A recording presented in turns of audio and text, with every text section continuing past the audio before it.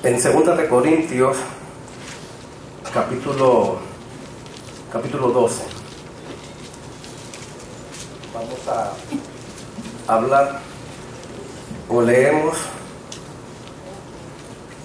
vamos a leer del 1 al 10 en 2 de Corintios 12, 1 al 10,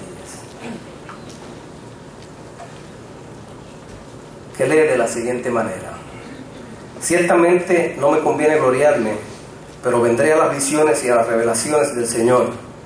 Conozco a un hombre en Cristo que hace 14 años, si en el cuerpo no lo sé, o si fuera del cuerpo, no lo sé, Dios lo sabe, fue arrebatado hasta el tercer cielo.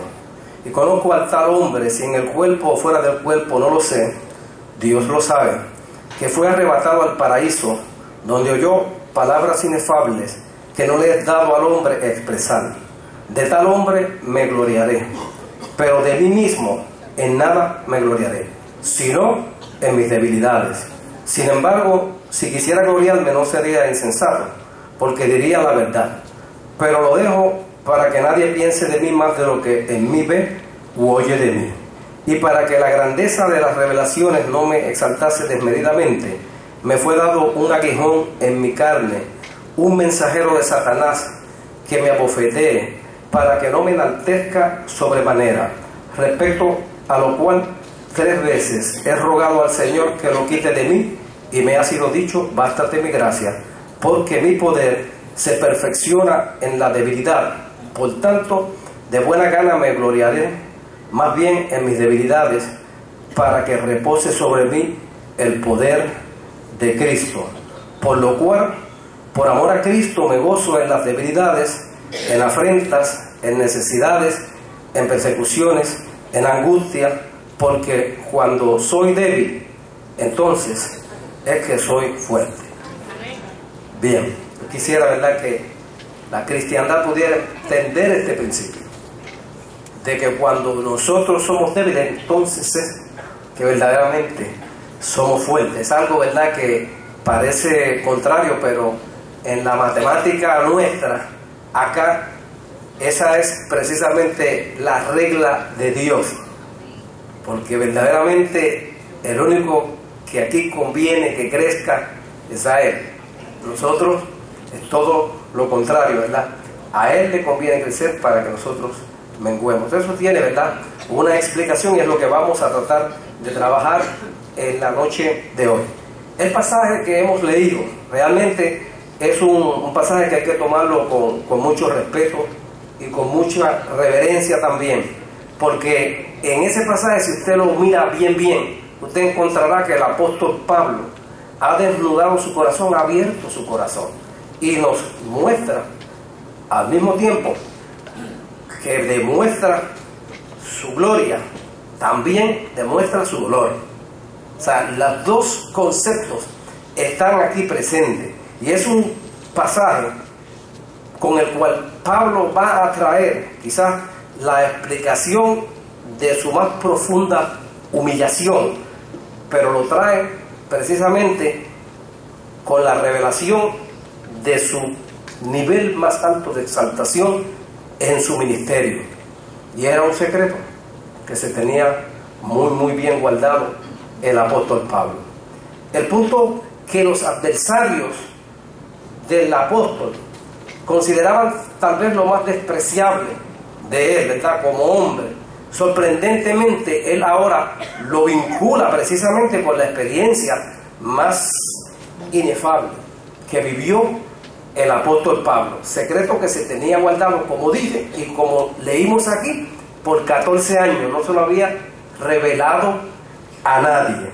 Pero mire, este pasaje realmente es parte de una defensa, de una apología que el apóstol Pablo tiene que hacer de lo que es su autoridad apostólica, porque tiene que responder forzadamente, pero tiene que responder a los ataques personales de unos hombres que se llamaban, y que el apóstol los identifica como falsos apóstoles, que habían llegado a la iglesia. Usted se sorprenderá, pero a veces en la iglesia llegan falsos apóstoles, ¿sabe? y llegan muchas cosas que parecen pero no son. Y en esta iglesia de Corinto había un grave problema. En la epístola primera del apóstol Pablo a los Corintios, Pablo había tenido que corregir unos problemas bien serios, bien serios. Allí había, problemas bien serios que corrigió él. Tuvo que expulsar una vez a un muchacho por una situación incestuosa de la congregación, sacarlo, expulsarlo, ¿verdad? Y después, pues, afortunadamente esa disciplina funcionó y fue restaurado nuevamente a la comunión. Pero había problemas, ese no era el único problema, eran problemas muy serios. Y el apóstol Pablo tuvo que escribir una carta, que los que han estudiado las cartas del apóstol Pablo, pues de esta carta solamente, ¿verdad?, tenemos que la menciona. Y es una carta que se extravió, una carta que se perdió y no está presente, pero cuando él la escribió, y él menciona esto en 2 de Corintios capítulo 2 versos 3 y 4, y cuando dice que escribió esa carta, se bebía sus lágrimas. La escribió, dice ahí, con lágrimas en sus ojos, posiblemente con mucho dolor, porque tal vez no quería, ¿verdad?, lo que iba, el contenido de esa carta, lo estremecía. Y después que la escribió, entonces se quedó muy preocupado, porque no sabía el efecto que iba a tener esa carta que él le había enviado a la iglesia de Corinto. Estaba en Macedonia y esta iglesia abajo al sur, en Corinto, en esa ciudad, él inquieto por eso, no sabía realmente lo que había sucedido, envía a uno de sus colaboradores, envió a Tito, y en el capítulo 7 de esta segunda carta, del 5 al 12, usted va a ver el informe que trajo Tito del efecto que había producido la carta. Y el resultado, cuando usted va a ese pasaje, notará que fue bien favorable. Y por consiguiente, ¿verdad?, se llenó de gozo, porque había dado resultado. Pero todavía, aún con eso, quedaban esos elementos que se habían infiltrado en esa congregación, en esa iglesia, amenazando a la iglesia. Esos elementos el apóstol los identifica cuando uno va a 2 de Corintios 11, los versos 13 al 15, notará que ahí dice que eran falsos apóstoles, obreros fraudulentos, que se disfrazan como apóstoles de Cristo. Y no es maravilla, porque el mismo Satanás se disfraza como ángel de luz. Así que no es extraño también si también sus ministros se disfrazan como ministros de justicia, cuyo fin será conforme a sus obras. Pero usted no se sorprenda, porque así es que opera nuestro adversario, el diablo. Y hay que tener las antenas espirituales bien, ¿verdad?, bien afinaditas, para usted saber y poder distinguir entre lo uno y lo otro, porque es que se parece mucho. Pero los identificó el apóstol Pablo y le dijo: ustedes son falsos apóstoles, son obreros fraudulentos, ustedes son un verdadero fraude y ministros del mismo Satanás. ¿Quiénes eran entonces estos hombres? Porque estos hombres Pablo los va a identificar. Ellos eran, en 2 de Corintios 10, 12, porque eran hombres jactanciosos. 2 de Corintios 10, 12 dice: porque no nos atrevemos a contarnos ni a compararnos con algunos que se alaban a sí mismos, pero ellos, midiéndose a sí mismos por sí mismos y comparándose consigo mismos, no son juiciosos. Esa era la clase de personas, hombres jactanciosos que se acreditaban todo el trabajo que se había hecho en la iglesia. Con esto hay que tener cuidado, porque ese gusanillo se le mete también a la gente que son genuinas, y hay que velarlo, porque nosotros verdaderamente somos siervos para el servicio de Dios. No es para servirnos a nosotros mismos, no es para que la imagen nuestra sea la que resalte, y nosotros a veces hacemos cosas muy bien hechas pero pensamos que todo el mundo debe saber lo bien que lo hicimos. Y entonces caemos, ¿verdad?, en esa sutil tentación. Tenemos que ser cuidadosos de que nosotros no caigamos en esta misma práctica de estos hombres. Estos hombres, de acuerdo a lo que dice 2 Corintios 11, 22, eran judíos muy orgullosos de su propia etnia. Pensaban que eran la última Coca-Cola que había en el desierto. Porque eran judíos, pues Pablo también lo era. Cuando él monta su defensa, ellos son judíos, pues yo también lo sé. Acusaban a Pablo de lo siguiente: de ser ambicioso, inconstante y carnal. 2 Corintios 1:17, ahí está la cita, 7:2 y 10:2, para los que anotan, que yo sé que aquí hay personas que a veces están anotando. Y que se le atribuía indebidamente la misión de apóstol. También lo acusaban de que era un falso apóstol. A Pablo, estos hombres estaban haciéndole esas acusaciones. Y ante esas terribles acusaciones que se levantan contra el apóstol, entonces Pablo desarrolla una defensa, pero monta una defensa en dos fases.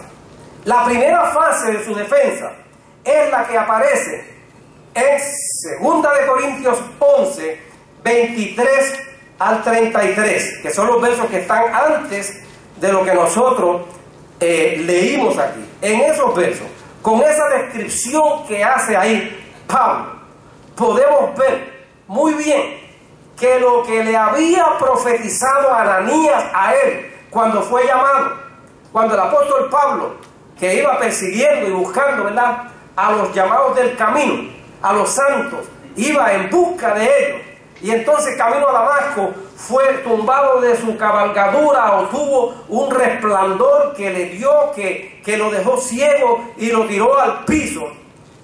Entonces el Espíritu Santo movió a una persona que se llamaba Ananías, y Ananías fue convencido por el Espíritu Santo, porque cuando Ananías recibió la visión, que le dijo: mira, allá en Damasco hay una calle a la derecha, allá tú tienes que ir, porque hay un tal Saulo de Tarso que también tuvo una visión y vio a uno que se llama Ananías.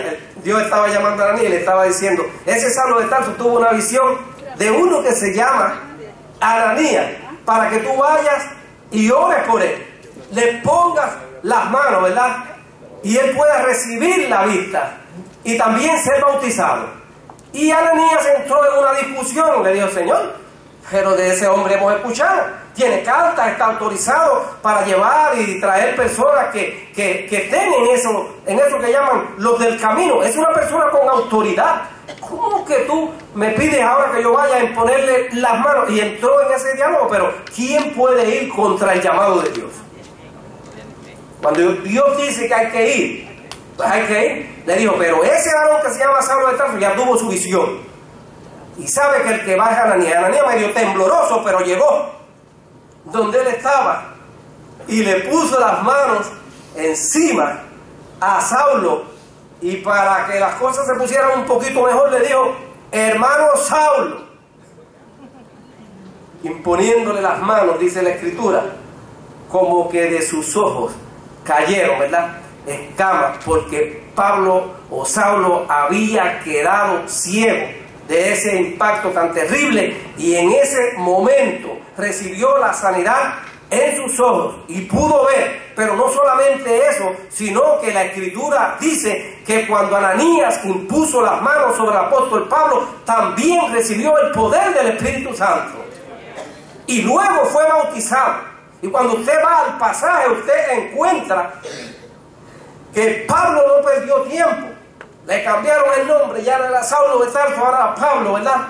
Y la Escritura dice que de inmediato predicaba la palabra del Señor por la transformación tan extraordinaria, ¿verdad?, que había habido. Pero ese llamado de él, ese llamado, cuando le dijeron a Ananías: vete y dile para lo que yo le he llamado, dice: porque yo le mostraré, en Hechos 9:16, cuánto le es necesario padecer por mi nombre. Así que los falsos profetas que estaban acusando y apóstol, al apóstol Pablo, podían ser hebreos, y también israelitas y descendientes de Abraham, como dijeron ellos que eran. Pero como ministros de Cristo, ni a los tobillos le llegaban al compararlo con el apóstol Pablo, ni a los tobillos. Esa fase primera que yo mencioné, pasa que el tiempo nos traiciona, ¿no? Pero viendo bien por encimita, ¿verdad? Lo que dijo el apóstol ahí, él dijo, son ministros de Cristo, como si estuviera loco hablo, yo más, dice el apóstol. Ellos son ministros, pues mire, yo más, también dijo el apóstol. También añade lo siguiente, en trabajos más abundantes, en azotes sin número, en cárceles más, en peligros de muerte muchas veces de los judíos. 5 veces he recibido 40 azotes menos 1. 3 veces he sido azotado con vara, 1 vez apedreado. 3 veces he padecido naufragio. 1 noche, 1 día he estado como náufrago en alta mar, en caminos muchas veces, en peligros del río, peligros de ladrones, peligros de los de mi nación, peligros de los gentiles, peligros de la ciudad, peligros en el desierto, peligros en el mar, peligros entre falsos hermanos, en trabajo y fatiga, en muchos desvelos, en hambre y sed, en muchos ayunos, en frío y en desnudez. Y además de otras cosas, lo que sobre mí agolpa cada día, la preocupación por todas las iglesias. Y pregunta él, una pregunta, ¿verdad?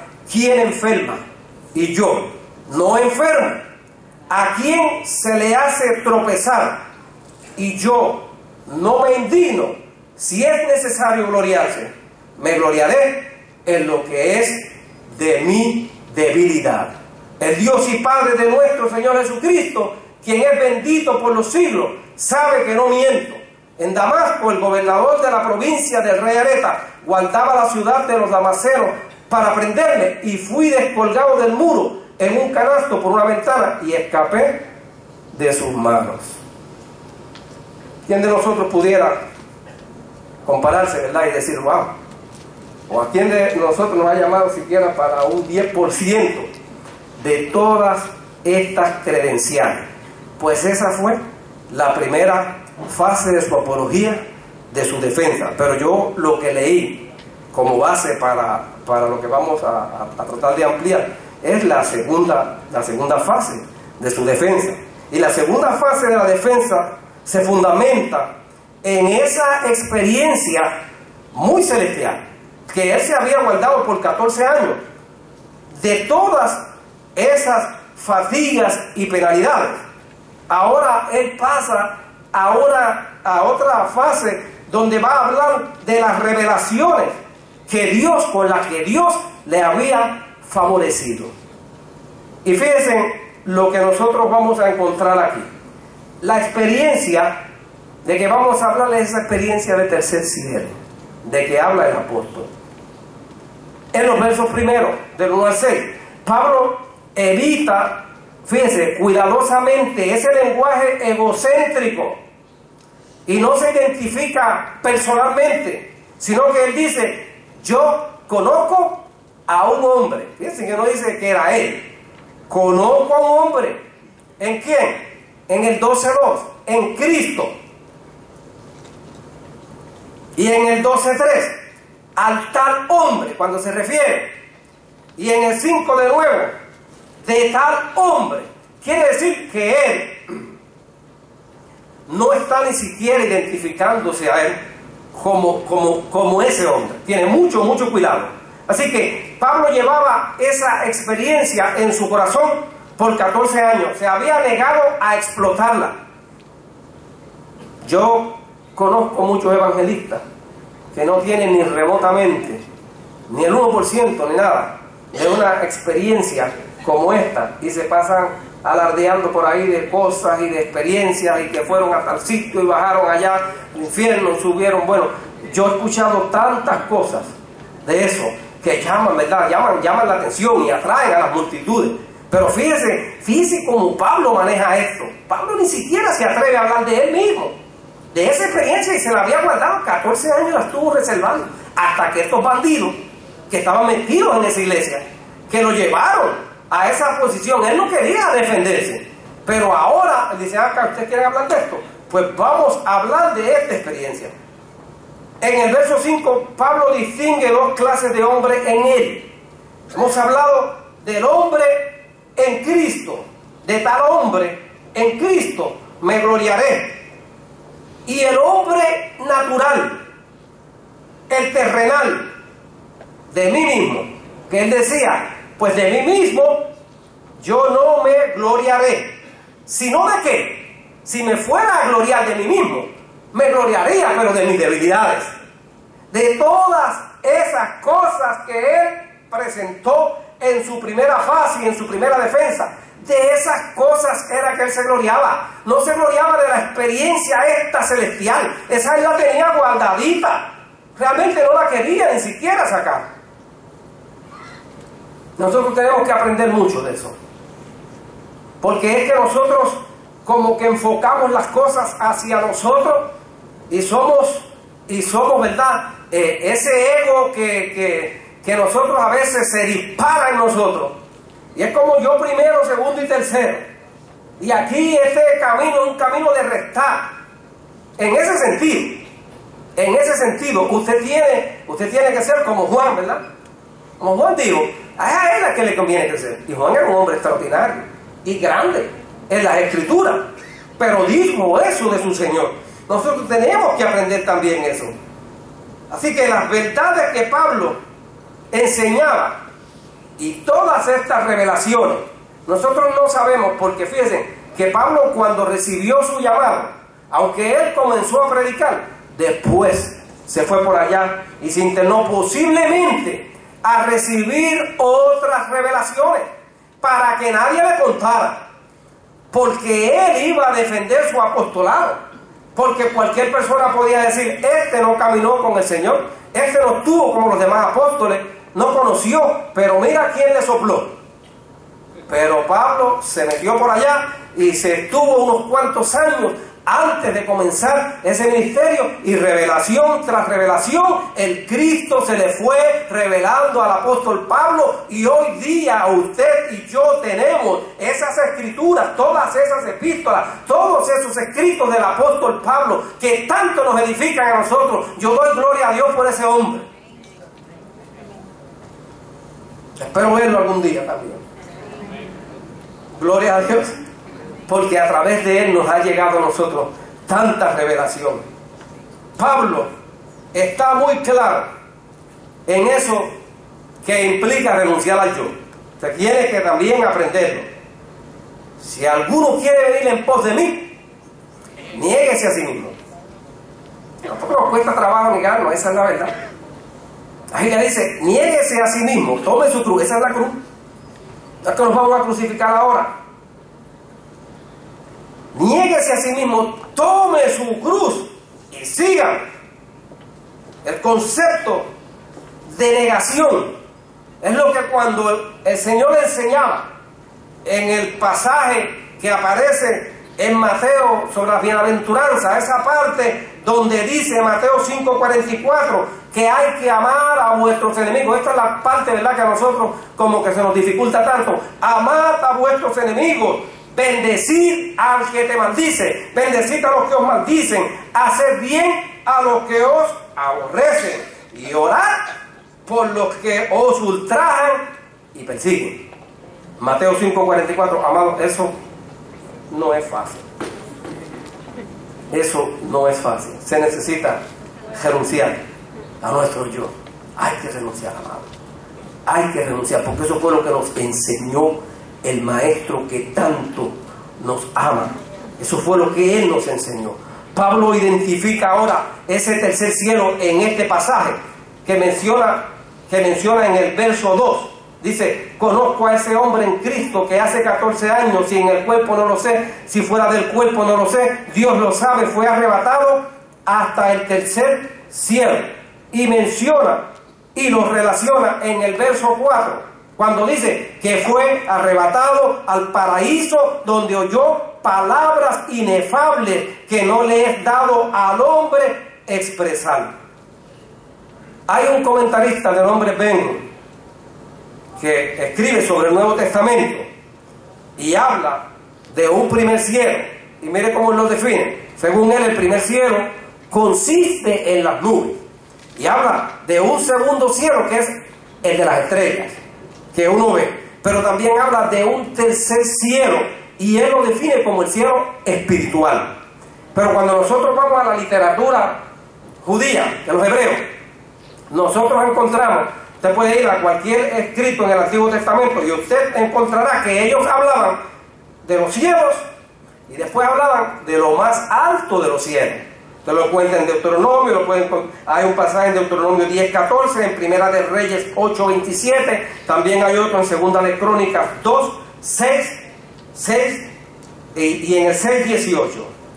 Y cuando usted va a la carta a los hebreos, que está hablando también a judíos, a la iglesia cristiana, ¿verdad?, que provenía de la comunidad de fe de los judíos, cuando el autor habla ahí, habla también de que nuestro sumo sacerdote traspasó, fíjense, el contenido más o menos se parece al de ese concepto en el Antiguo Testamento, traspasó los cielos, dice, no dice cuál, pero habla de más de un cielo, traspasó los cielos para presentarse ante Dios. Y el término paraíso aparece en el Nuevo Testamento, aparece varias veces, pero la traducción que hay en el Antiguo Testamento, en la Septuaginta, en Génesis 2:8 y 15, como paraíso, el huerto del Edén, se le traduce ahí como paraíso. El término paraíso proviene porque tiene de la antigüedad, del antiguo persa, y lo que significa es un jardín amurallado.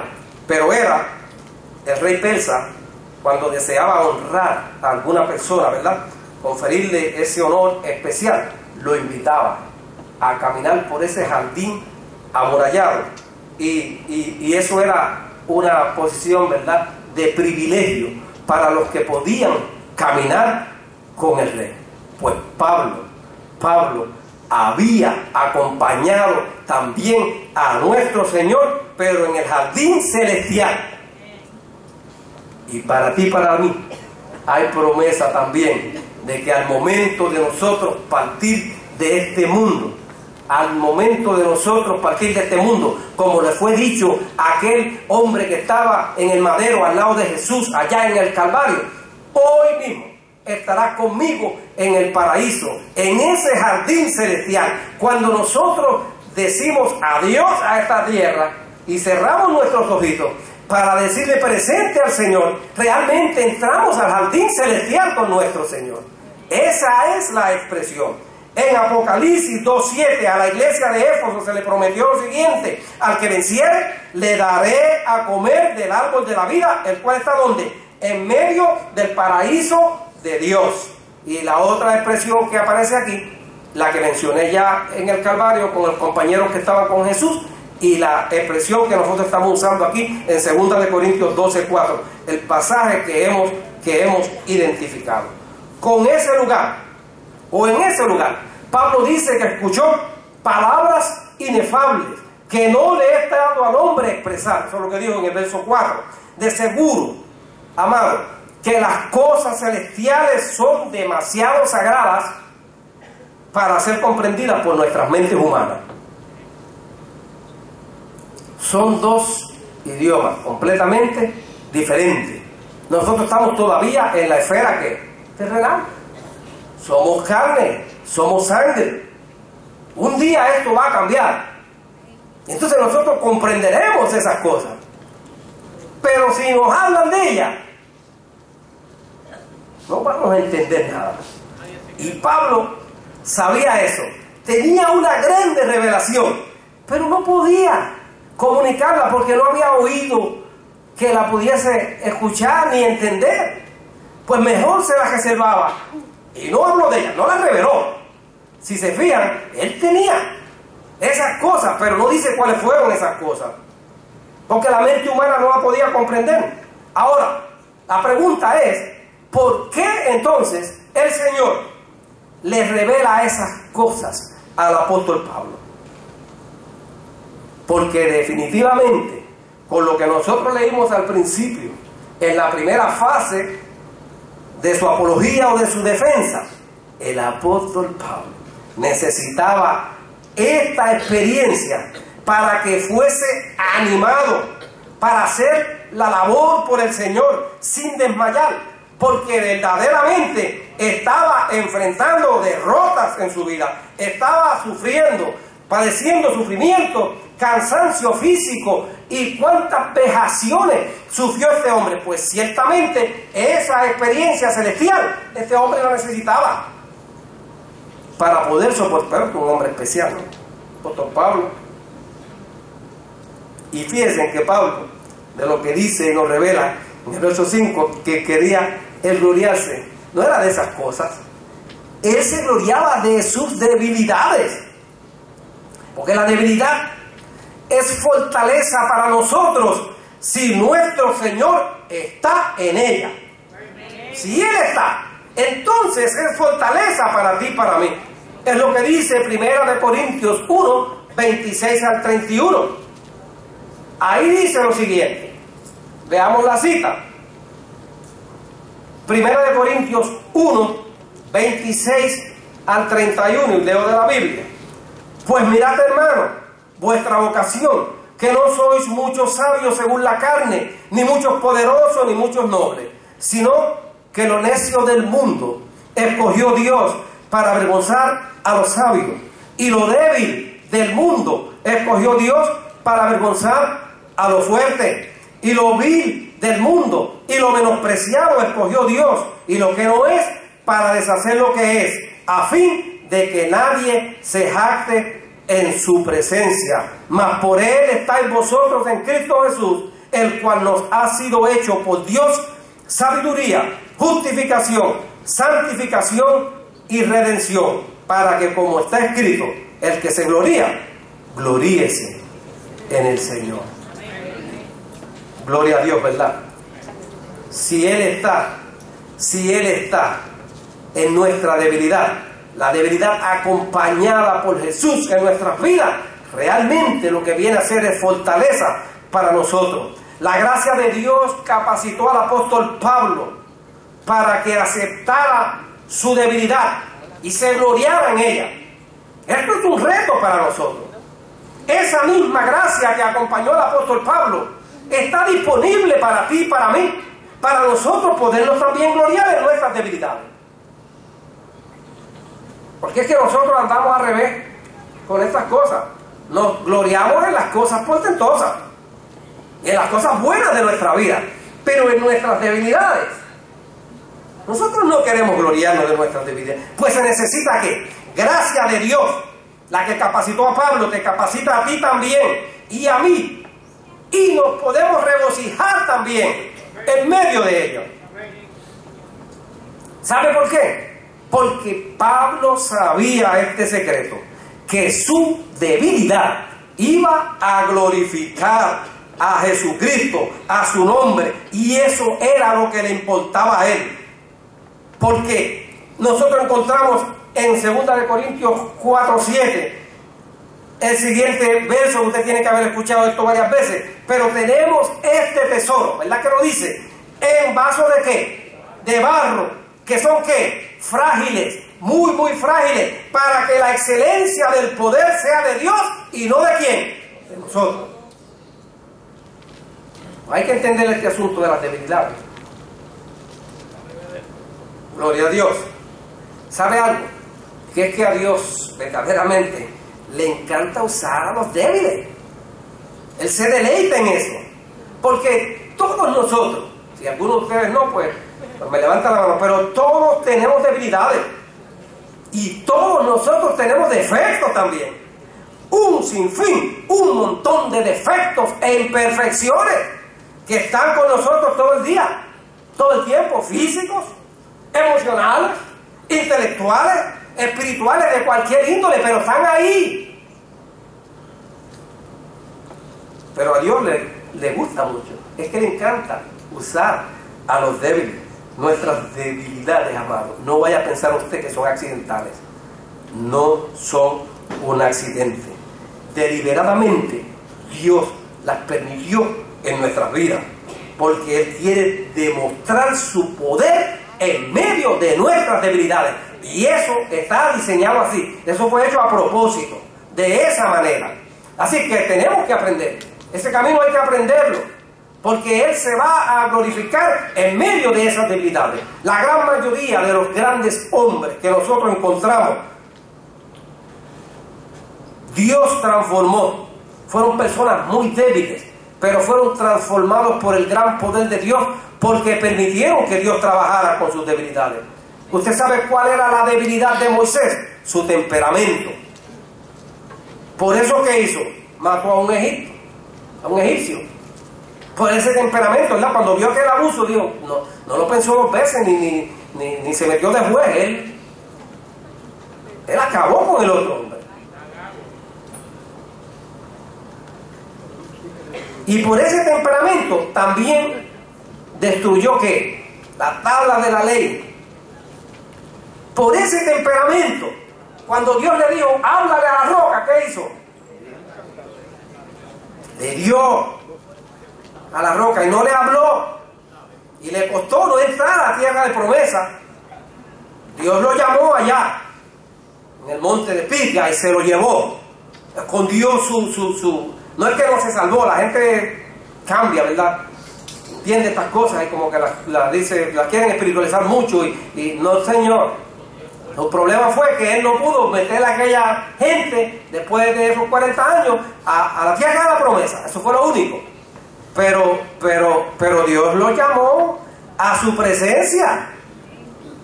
No solamente lo llamó, sino que en el monte de la transfiguración también apareció. Imagínense qué clase de personaje era Moisés. Pero esa debilidad de ese temperamento, Dios lo transformó en el hombre más manso de toda la tierra, y las escrituras dan testimonio de esto en Números 12:3. La debilidad de Gedeón, poca, su autoestima tan baja, pero Dios, ¿cómo la transformó?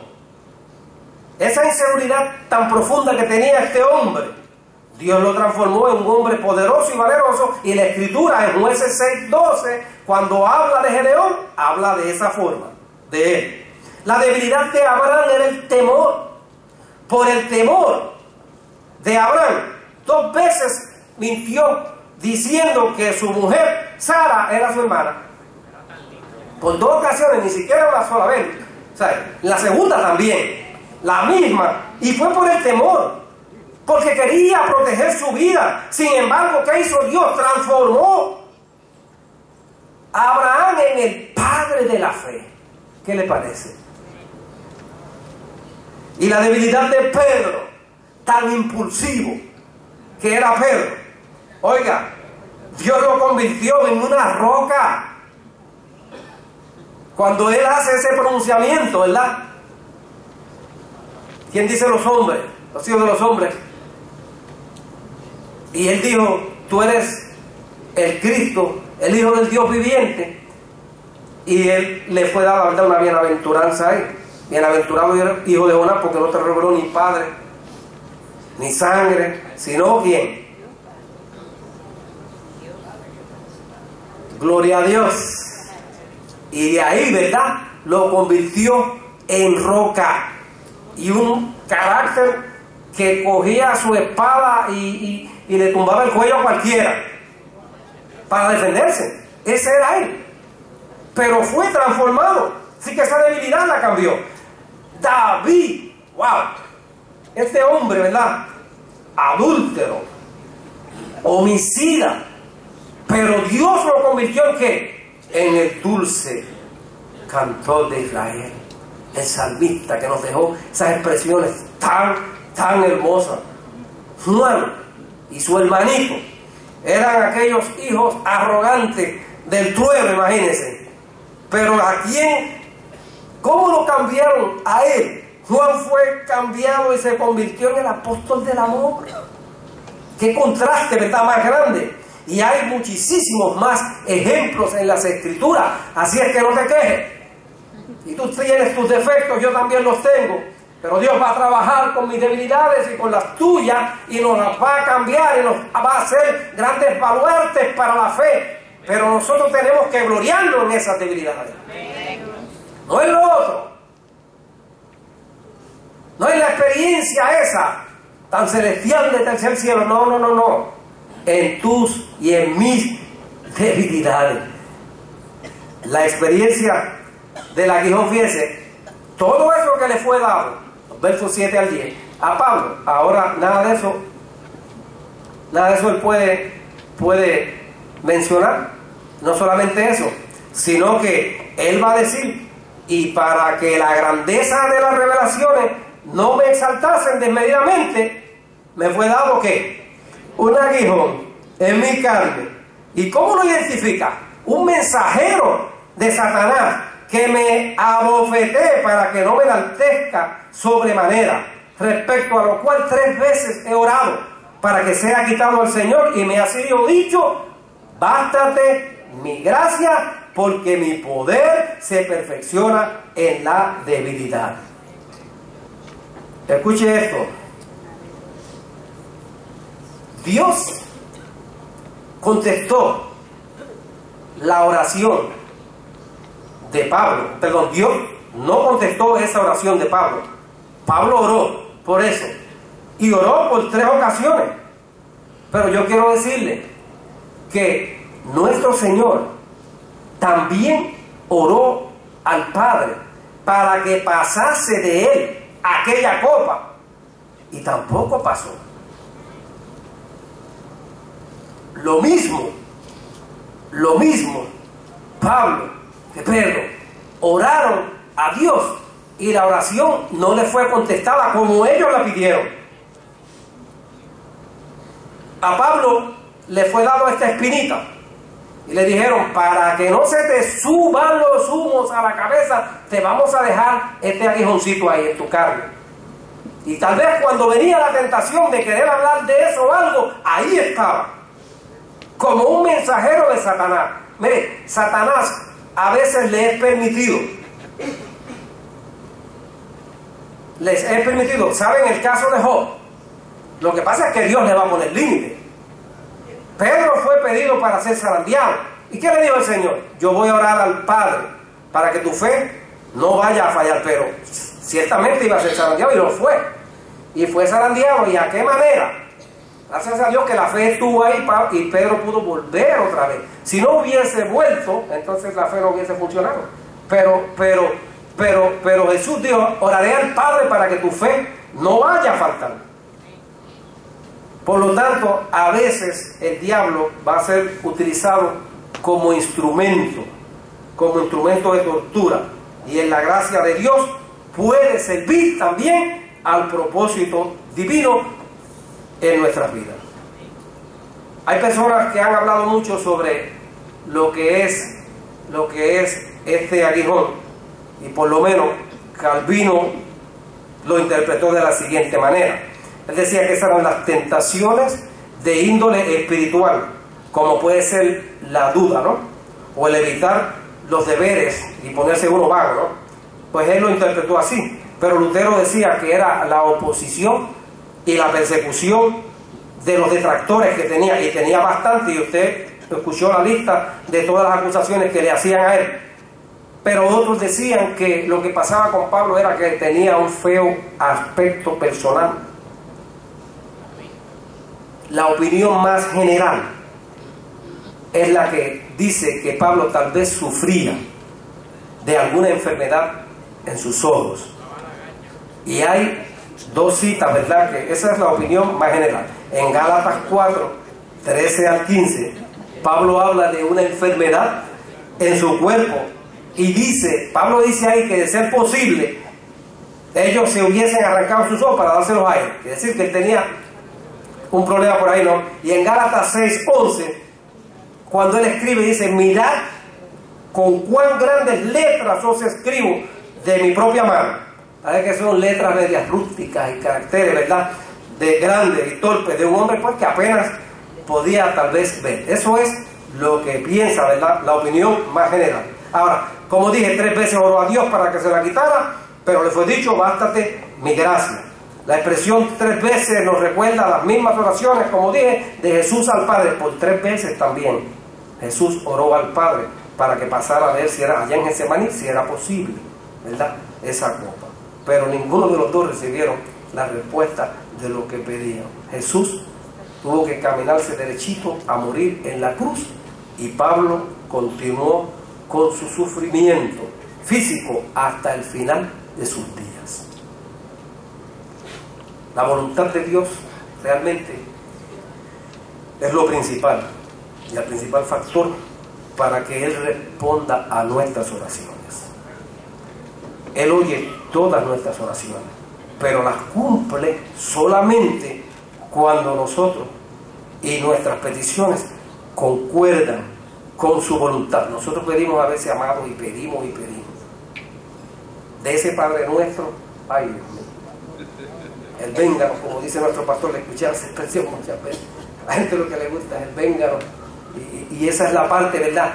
Pues mire, tiene que ser de acuerdo a la voluntad de Él. Dios no le quitó ese aguijón a Pablo, pero ¿qué hizo? Le dio la fuerza para soportarlo. No se lo quitó, pero le dio fuerza para soportarlo. Dios no nos promete a nosotros tampoco un mundo sin aflicciones, pero nos promete que estará con nosotros.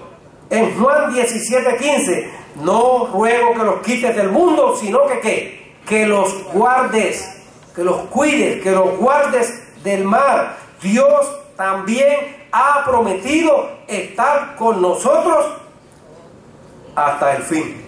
En Mateo 28:20. Tampoco Dios nos ha dicho a nosotros que no vamos a pasar por el fuego, ¿no? Pero ¿qué dice la Escritura? Cuando pases por las aguas, yo estaré contigo. Y si por los ríos, no te anegarán.